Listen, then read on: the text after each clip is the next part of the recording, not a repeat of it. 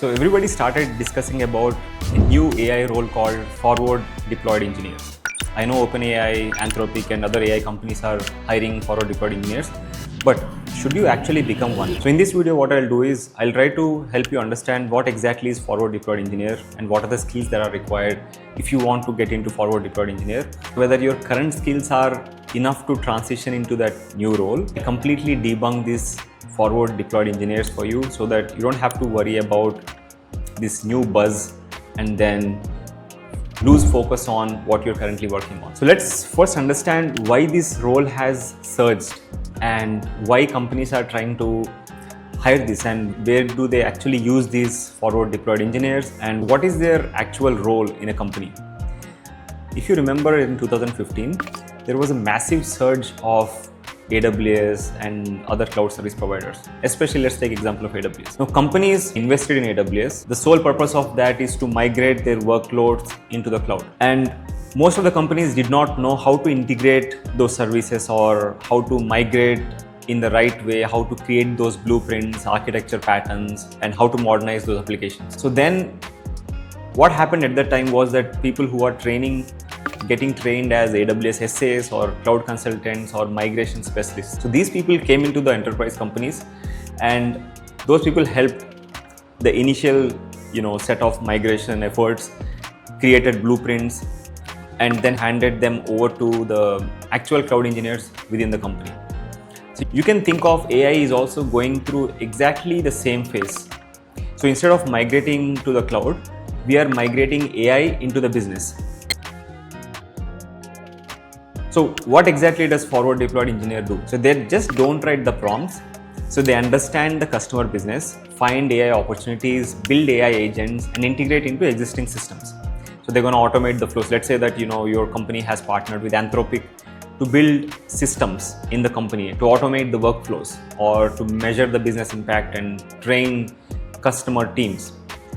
And having worked in enterprise, this is what happens usually. So when enterprise companies go into an agreement with these big AI companies like they have done in past with AWS or GCP or Azure, so what they'll do is they'll say like, okay, this is the 100 million or 200 million target that I'm having for next couple of years that I'm going to invest in, let's say Anthropic or OpenAI. And these are my business outcomes. Let's say they have systems they want to automate or they want to do a lot of massive cost savings. So they're going to partner with these companies and they're going to automate or create workflows. Now the FDEs will come into the picture. So Anthropic will deploy these FDEs into the companies and these FDEs will understand the current business of that company or what the company is going through and where they can fit or create the workflows. Let's say as an example, company has contact centers and they want to automate that workflow. It is just not about creating the chat agent. There is much more beyond that. And the FDEs will play that role. So they understand the business, they create the AI integration into the business and then they build agents and they find AI opportunities. So think of this as AI solutions architect plus software engineer plus consultant. Now, if you really want to get into FDE or say that I'm FDE maybe in your resume or LinkedIn and position yourself and be part of that search, then these are the skills that you require. So first one is AI fundamentals, which most of you guys are aware of.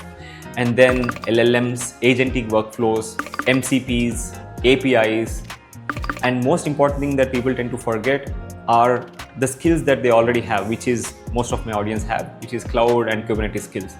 Because when you are working as an FDE in a company, if you are supposed to create a workflow or if you are supposed to integrate AI agents, then you might have to understand the customer's cloud service platform, AWS or GCP, and then integrate these workflows as part of their current platform. Because companies have specific guidelines. Even if you're FDE, you cannot just go and tell them, deploy this VM, deploy this model into a VM, right? They have guidelines and you have to work within those guidelines as an FDE. So understanding cloud, Kubernetes will play a massive role. And like I keep emphasizing that Python automation or any kind of automation is going to be massive. And the other skills are Git and things that you already have. Now in the terms of soft skills, communication, requirements gathering, presentation, business thinking and problem solving. Because you have to interact with probably directors or above VPs, SVPs and present them this solution, what you are trying to do, how it is going to save cost to the company and what are the different integrations, etc. So communication is going to be massive. I think most of the people who are into DevOps and cloud by now, who are experienced people, are already having good communication skills.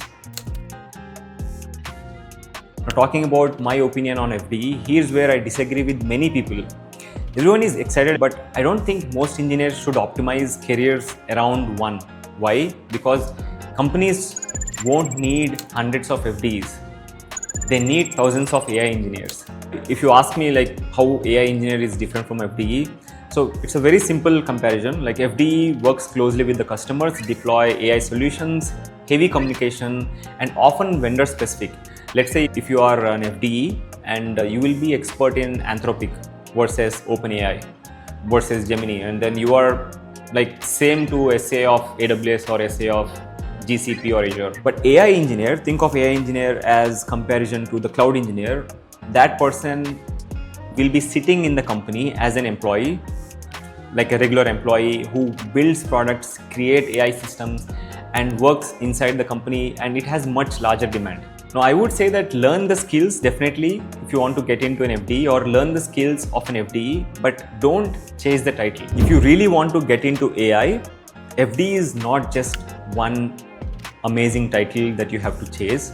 Like for example, when software engineers became front-end developers or back-end developers or mobile or data engineers, etc., because the concepts and the fundamentals are same, and they've transitioned that fundamentals and got into a specific area of software development.